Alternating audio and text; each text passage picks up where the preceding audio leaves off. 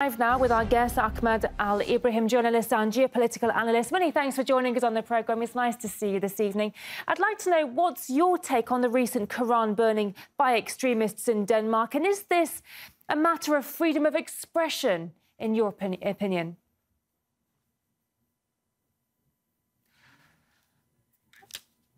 OK, we seem to have lost the sound collection with our guest. We'll...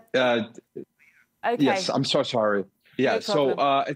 it is really sad to see these kind of people still exist in this modern world, especially in the West. I mean, we've been probably facing this for the past decade, and we related to the countries Denmark, Sweden, Ukraine, the US. The United Kingdom, but unfortunately, the mindset of the Western countries is so focused that when something is their issue, it is the world issue. When something is our issues, they don't really listen or they don't really care. Our support to Ukraine by actually the soldiers going and burning the holy book and actually put pork meat on the top of the book. This is really a heinous attack. Denmark. They do the same. And all these kind of incidents, if you look at it, these groups or these extremist groups are some way tied to the government by a right-wing representative that actually fuel them to do this kind of activity on the holy month of Ramadan. So all I can say is we really feel bad, we condemn, we do whatever we can do. But unfortunately, when it's our issue, the West doesn't care. But when it's their issue, they basically make it the world case, and this is really not resonating well with the people, because as much as the leaders are on board of political ties with these kind of country, you're pissing off 2 billion Muslims. So this is a recipe for aggression, a recipe for having people actually do things that governments cannot control. So I urge that those people actually have a sense of wisdom and not have religion actually done that. Even if you look at the Muslim country, they've never burned the cross. They've never burned. Well, yeah, on that, do you think we'd have a different reaction? Sorry to interrupt. Do you think officials and media would respond differently if it were other holy books being burned, such as a Bible or a Torah? Definitely, the Western media is going to nuke us by CNN and Fox News and all these kinds of beautiful channels, Sky News and all of them, and they're going to make us look really bad, because when it's their issue, it's the world issue. When it's our issue, it's not their issue. So definitely there is a hypocrisy. Definitely there is no freedom of fairness of journalism. So we are used to that from the drawing in France, from the drawing of the Prophet on Ibdu newspaper, which is really made a lot of fuss inside France and outside, and people sit and they wonder why the Muslims are pissed. Well, you know, this is a figure of religion. Like, Jesus is my prophet and I believe in Jesus.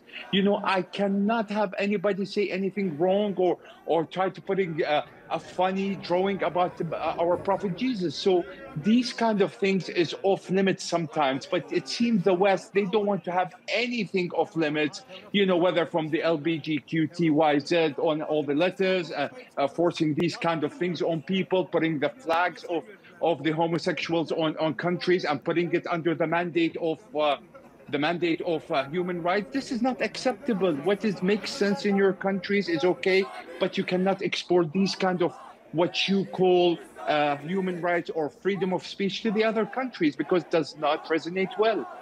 In this latest case, the anti-Muslim group also burned a Turkish flag. Why do you think Turkiye is being singled out here, especially as it's one of the most moderate among Islamic nations?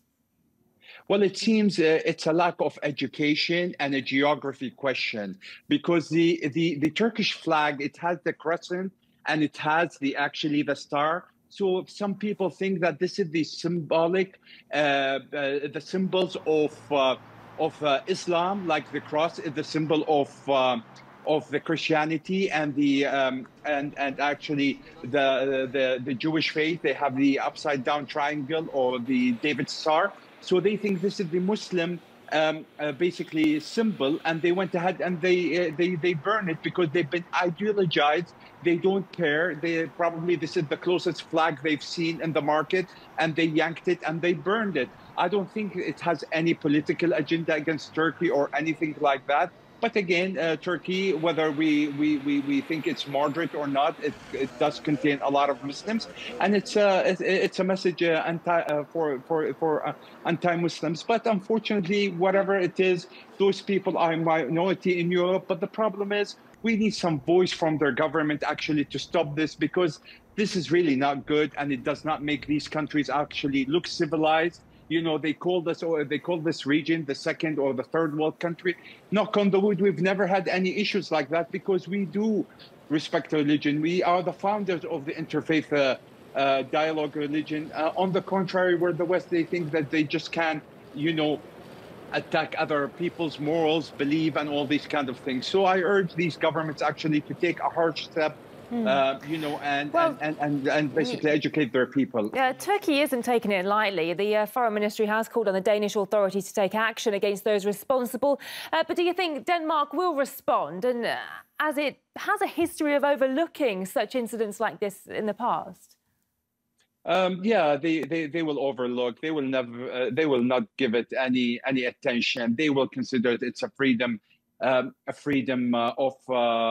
speech or freedom of expression themselves. But the minute of these Muslim countries, if they boycott the Danish products, like their dairy products or whatever they are, then they're gonna come to the table and start talking. So if you're gonna pinch them by actually tell them to do these kind of things, you know, from a moral aspect, they will overlook. But if you tie and you bend their arm economically by people actually boycotting their product, they're going to come on the table and they're going to give you guarantees that will never happen. So the economic twist is the best twist for these kind of countries.